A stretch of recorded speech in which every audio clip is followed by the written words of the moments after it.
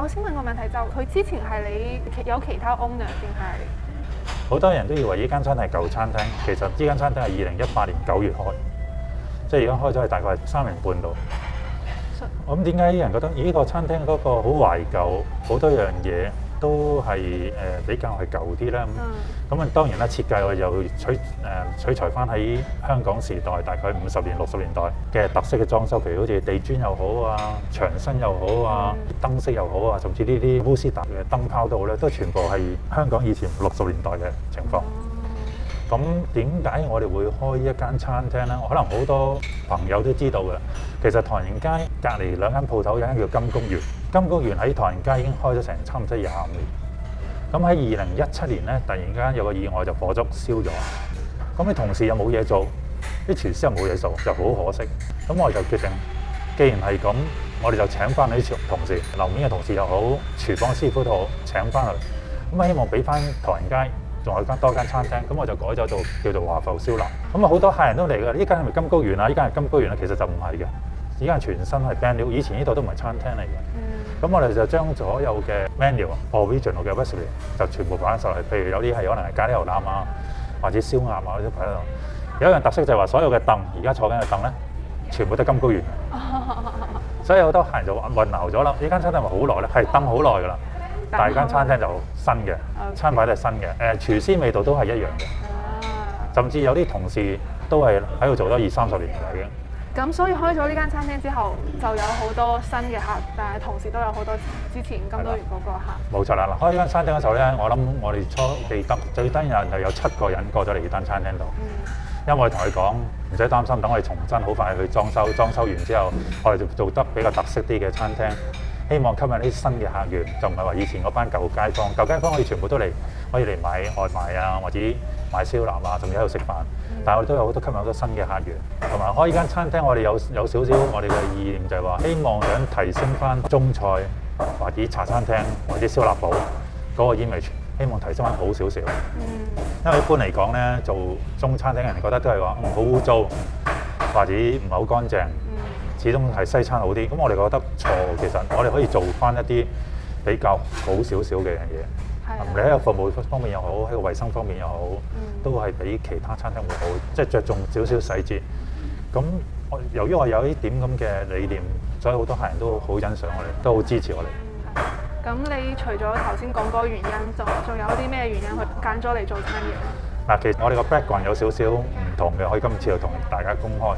其實我哋點解會做餐廳？除咗話頭先話請到翻夥計，等翻夥計有嘢做之餘咧，其實喺唐人街個歷史方面咧，呢十幾廿年咧，開始越來越少人過嚟唐人街食嘢。啲人會去邊度多啲？可能去 Richmond 列治文嗰邊多啲。咁我哋就話好可惜，如果記得喺20-30年前，如果你都想食中菜，想食好嘅中餐廳，一定要落Chinatown，但係因為時代變咗，好多人遷徙咗去第二度城市。咁我哋唯一就希望藉住美食吸引翻啲人翻嚟呢度嚟度食嘢。咁所以就話我哋開間燒臘嘅餐廳。除咗開燒臘餐廳，我哋其實嚟緊呢2-3年，我哋都喺呢附近喺床街都會開唔同嘅餐廳，可能係啲點心啊，可能呢個酒家酒樓啊，或者海鮮酒家都有。目的都係一樣嘢，想帶翻俾其他嘅客人多個選擇。希望我哋翻嚟唐人街個歷史啊，或者嗰個文化喺度。呢個就係我哋開餐廳一個理念。同埋頭先我講過啦，希望話提升翻個服務水平，令到人感覺到中餐廳其實都係一個都好衞生、好乾淨嘅，啲嘢食都好好食嘅，就唔係得西餐先咁樣去做。咁你自己係住喺唐人街定係？嚟咗溫哥華唔係好耐，10年到啫。咁我就唔係住唐人街嘅，我本身我就香港出世長大，睇到香港嘅文化係點樣，咁啊做餐廳或者做酒店都一段時間。咁嚟到溫哥華見到哇！我自己覺得啊，唐人街溫哥華嘅唐人街，全個北美又好，或者全球之中咧，我覺得值得係欣賞，值得係保留嗰種文化，因為個歷史文化喺個街道又好，或者多元化都好咧，係比其他北美地方或者比其他嘅城市咧係有獨特嘅一面嘅。咁所以我就深深就中意咗唐人街，就想喺唐人街裏邊做啲嘢，睇下點樣可以令到唐人街會係多啲人翻嚟。咁我哋就揀咗喺唐人街裏邊去做。咁呢幾年你有冇睇到 Chinatown 有啲咩變化？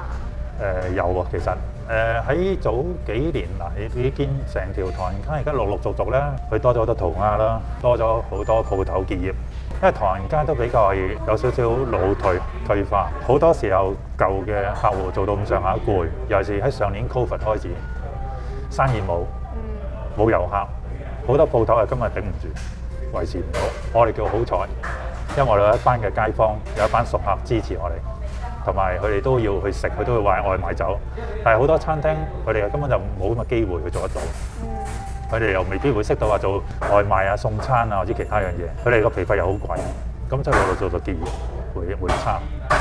咁你見到而家唐人街好多時又反而調翻轉，又引入咗好多新嘅本地人，我哋叫外國人啦，其實係本地人嚟嘅，入嚟呢度做西餐廳。其實佢做得好成功嘅，都吸引到好多唔同嘅客人翻嚟。咁呢個就係一個變化。我見到唐人街裏邊，咁我估好多人佢落嚟唐人街，佢都會嚟 checking 下 Chinatown Barbecue。其實係嘅，嗱我哋就話希望 Chinatown Barbecue 華服式樓係其中一個 destination 啦。咁其實唐人街仲有好多唔同嘅好嘅美食嘅，譬如周邊好多啊，唔同嘅茶餐廳啊，甚至好多海味鋪啊，甚至好多係旗袍啊。或者文化樣嘢啦，你喺第二個城市或者第二個地方係未必揾得到嘅。我唔知大家會唔會話有曾經參加過每年唐人街有2個節日咧，就會超過10萬人嚟到唐人街嘅。一個就係8月嘅華埠節，咁啊通街通巷都好多攤位㗎啦。一個就係新年巡遊。咁我自己就有咁諗啦，如果年日日都係新年，日日都係華埠節。咁咪唐人街咪有機會翻返嚟咯？咁點解就得嗰2日先爆晒咧？係咪我哋唔夠多元化吸引人咧？定係點樣咧？咁所以我哋都希望好努力，希望做多啲唔同嘅特色嘅餐廳，令到帶翻多人翻返嚟，令到每一日都好似華埠節咁樣。咁你頭先話你嚟咗加拿大10年，咁你係嚟咗開呢間餐廳有啲咩幾深刻嘅故事？做呢行都做咗喺香港又好或者亞洲都做咗成20幾年㗎啦。咁啊初初嚟到諗住都係退休移民嘅，都係帶仔女嚟讀書，可能個華人都係咁樣㗎啦，都係為下一代着想，俾個有好啲嘅生活環境或者好啲嘅教育，咁啊俾小朋友，就冇諗住話去再做其他樣嘢㗎咯。咁啊最尾就嚟到呢度，嚟到又做間咁嘅餐廳。咁啊希望就話嚟到呢度，藉住最後可能係我嘅最後一站。職業生涯方面，咁希望藉住最後一站，令到唐人街能夠有一個起色。因為我深信有一樣嘢，我生於香港，當年香港都冇蘭桂坊，冇人知道咩叫蘭桂坊，係我哋一班朋友，我哋一班舊同事一齊打造成個餐飲出嚟，令到蘭桂坊成為咗香港嘅特色，每個遊客都要必到嘅地方。只要有好嘅美食，只要多元化，我哋一定可以令到以前走咗嘅客人翻返轉頭。就算如果唔係的話咧，下一代、年青一代，佢都會追捧呢樣嘢。佢俾知道咗咩叫做燒腩，咩叫做點心，咩叫做中餐廳。咁樣希望藉住咁樣會翻嚟。同埋唔好忘記溫哥華唐人街其實好多遊客嚟嘅，每年講緊係幾百萬遊客嚟唐人街嘅。係喺個 Covid 令到而家冇晒遊客。但係隨住而家疫情開始慢慢好轉咧，我哋睇到可能9月到啦，啲當遊客翻返嚟之後咧，成條唐人街咧又有特色又有氣息嘅。咁頭先講到 Covid， 咁 Covid 對餐廳有冇咩影響？Covid 絕對對有影響，因為以往2020年3月之前咧，其實我哋本身餐廳唔大個，餐廳都係得50個位度啫。咁基本上以前我哋做 lunch time 時間咧，好似 musical chair 咁，in and out 好快嘅，講係30分鐘40分鐘我食完啦。咁每一日都翻好多轉，4轉5轉咁樣喺個 lunch time 裏邊，甚至排隊都好啦。但係佢 Covid 之後，全部餐廳停晒，當然我哋冇晒啲客，每日損失咗100幾客，每日可能損失咗2-3千蚊生意。咁呢個一定好大影響，最大影響就係話影響咗啲伙計，因為冇堂食，我哋就決定一定要 lay off 啲伙計，咁都冇辦法啦，用翻啲最少嘅資源嚟撐住個餐廳，令到佢做外賣又好，做街定去點樣 delivery 又好，呢個係最大我哋最唔開心嘅一樣嘢。喺嗰段時間，唐人街淨係我出去行，淨係冇人。以往 Panda 街咧好難揾到一個位嘅，成條街係部車泊晒喺度，呢個係最大一個深刻印象對我哋嚟講。依家堂食係開翻啦，咁有冇啲咩 plan？嗱，依家堂食我哋開翻，但係而家暫時嚟講都係要準開50% 度啫，即係都未係完全100。我哋都期待緊喺9月裏邊咧，就完全開翻100，同埋就希望政府佢可以考慮會唔會9月度開翻俾旅遊嘅人士嚟到啊！我哋都會令到我哋生意更加多少少，搞旺翻個唐人街，搞旺翻成個華埠。頭先我講過啦，我哋基本上今年年尾11月度，我哋喺 corner 位呢度行過去5個鋪度嘅啫，都會開翻一間叫 HoHo 餐廳。嗰間餐廳就係點心啊，傳統嘅中餐廳嚟嘅。咁啊，希望藉住多2-3間餐廳或者其他嘅投資者能夠再嚟唐人街投資，令到做到百花齊放，咁啊打造翻唐人街特色嘅目的地。咁呢間餐廳有咩餸係你覺得一定要試嘅？嗱，我就唔係買花讚花香，咁我都四圍去溫哥華好多唔同嘅地方去試食。暫時嚟講揾唔到一間嘅餐廳，唔理喺 Richmond 又好或者其他地方嘅燒肉好食得過呢間餐廳。燒肉，甚至我啲燒肉比香港咧還好。點解咧？因為本身個師傅就係好傳統，做咗好耐啦。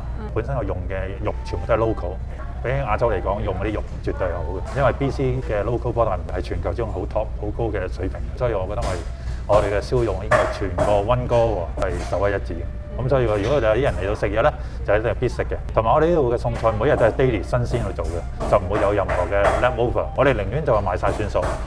唔好意思啦，你要食第二樣嘢，咁想食嘅聽日再嚟講。所以我哋好多街坊啊、熟客咧，特登都嚟係食嗰幾樣嘢。係咁。Covid 嗰時期有冇咩你好印象深刻嘅客人？由於我哋唔可以做堂食啦，咁但係好多人都好 miss 我佢哋啲叉燒啊、燒肉就好難去 keep 得太耐，因為都係知一定係新鮮去食。咁有好多客人咧一次過咧就買多啲叉燒嘅，即係平時可能買1磅2磅，一次過買5磅10磅。咁呢啲客人好 support 我哋，就話佢哋都話 appreciate 我哋繼續開。喺嗰段期間初就咧，其實好多間餐廳呢度附近咧都閂嘅，至少閂2個星期至3個星期嘅。咁就我哋就從來冇閂，都係咁樣開住。咁我哋好多客人都好 appreciate 我哋能夠去堅持住。如果佢話我都唔知去邊度食嘢，到咗3塊鋪，連食嘢都冇辦法，日日都要屋企食，咁我哋好 appreciate， 好欣賞我哋，好多謝我哋。咁呢個俾我印象比較深刻啲咯。其實頭先我都睇到，除咗啲街坊或者年紀大啲人，其實都好多年輕人佢過嚟。用啲delivery apps 啊，或者過嚟 pick up 啊，吸引到好多年輕人嚟食。其實係嘅，因為你喺溫哥華或者唐人街嚟講咧，燒臘餐廳其實唔多嘅選擇。你話外賣嘅都會有好2-3間，但係大家嗰個客源啊，或者大家水平都唔同。我哋好彩有啲咁嘅客人去支持，甚至喺疫情嗰時我哋都自己做咗自己一個 online 嘅 app，咁有啲客人都會 order 啊，去做翻啲嘢咁樣。咁有啲咩係想同啲客講嘅？同啲客講，首先一定多謝客人先啦，即係多謝客人嚟消費，去支持我哋。如果唔係今晚我哋就唔會有我哋可以做到想做到自己嘅樣嘢啦。咁一定多謝我哋支持啦，同多謝你班街坊啊，或者班同事啊，去留守住華埠燒臘，令到華埠燒臘咁耐嘢都冇停過。希望佢哋繼續支持我哋，希望個疫情會一路好轉，希望就可以大家再翻嚟唐人街食嘢，去見大家。好似今日咁樣，我今朝早見到好多唔同嘅客人翻轉頭，好幾個月冇見面，好似好朋友咁樣。大家都鼓勵大家，希望過多2-3個月之後咧，喺呢度嘅生活已經回復翻正常。咁到時候我哋就會喺個餐牌裏邊或者喺其他方面再做啲特色嘅樣嘢，吸引客人。譬如話賣個關子，或者好似話好多人都問可唔可以做燒排骨啊咁樣。咁我而家喺 menu 我哋嘅燒排骨我哋冇嘅，咁我哋都會諗住到時候可能會嘗試去做個燒排骨，俾多一個選擇俾客人。新嘅菜式。係新嘅菜式咁樣。好，唔該晒。唔使，係多謝晒大家。